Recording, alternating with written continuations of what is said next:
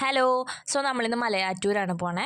ഞാനും എൻ്റെ ദീപ്തിയും കൂടെ പോകണം ഗൈസ്. ഇതിന് ഇനീഷ്യേറ്റീവ് എടുത്തത് തന്നെ ദീപ്തിയായിരുന്നു. അപ്പം നമ്മൾ രാവിലെ ഇറങ്ങി വീട്ടിൽ നിന്ന്, പിന്നെ ബസ് പിടിച്ച് ആലുവയിലെത്തി. അവിടെ മലയാറ്റൂർ ബസ് ഡയറക്റ്റ് 8:30 ആയതുകൊണ്ട് ഞങ്ങൾ നമ്മുടെ ബസ് സ്റ്റാൻഡിൽ ഒരു 4-5 പ്രാവശ്യം ചുറ്റിക്കിറങ്ങിയായിരുന്നു. പിന്നെ നമ്മൾ തുരുത്തെത്തിയപ്പോൾ 2 ട്രെയിൻ പോയി ഗൈസ്, ഗേറ്റഡ് ഒന്നും കൊണ്ടേ.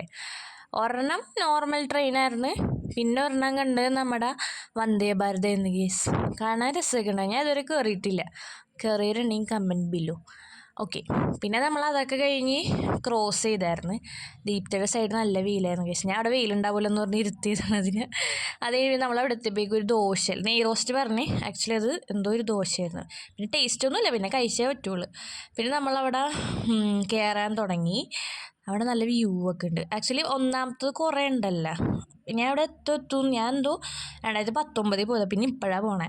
എന്ന് പറഞ്ഞാൽ എത്തിയില്ലായിരുന്നു, എന്നാലും കുഴപ്പമില്ലായിരുന്നു. പിന്നെ കുരങ്ങന്മാരൊക്കെ നല്ല എൻ്റർടൈൻമെൻറ്റേ കൊണ്ട് നമുക്കൊരു ആവേശം ഉണ്ടായി സത്യം പറഞ്ഞിട്ടുണ്ടെങ്കിൽ. പിന്നെ നമ്മൾ നടന്നായിരുന്നു.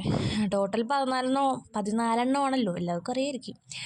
അത് കഴിഞ്ഞ് നമ്മൾ ഫസ്റ്റ് ക്രോസ് ചെയ്ത് ഏകദേശം ഒരു 1.25 മണിക്കൂർ എങ്ങാണ്ട് എടുത്തു നമ്മൾ മുകളിലെത്താൻ. ഞാൻ മുകളിലേക്ക് മരത്തിന് മുകളിലൊക്കെ പോകാൻ കിടന്ന് ഉറങ്ങാണ്.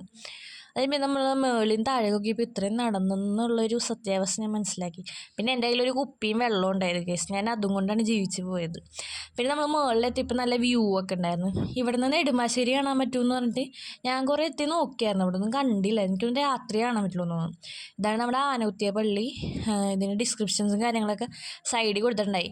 എനിക്ക് എന്താ കറക്റ്റെന്ന് അറിയില്ലായിരുന്നു, വായിച്ചപ്പോൾ സെറ്റായി. പിന്നെ നമ്മൾ ഇത്രയും കൂടി താഴേക്ക് ഇറങ്ങി. അവിടെയും നല്ല ഇങ്ങനെ കുറേ സ്ഥലങ്ങളുണ്ടായി. പിന്നെ ഞങ്ങൾ കുരങ്ങന്മാരെ കുറേ നേരം നോക്കിയിരുന്നു. അത് കഴിഞ്ഞ് കൊച്ചുരിക്കുന്നുണ്ട്, അതിന് മുടി വളർന്നുള്ളൂ, നല്ല രസമുണ്ടാണ്.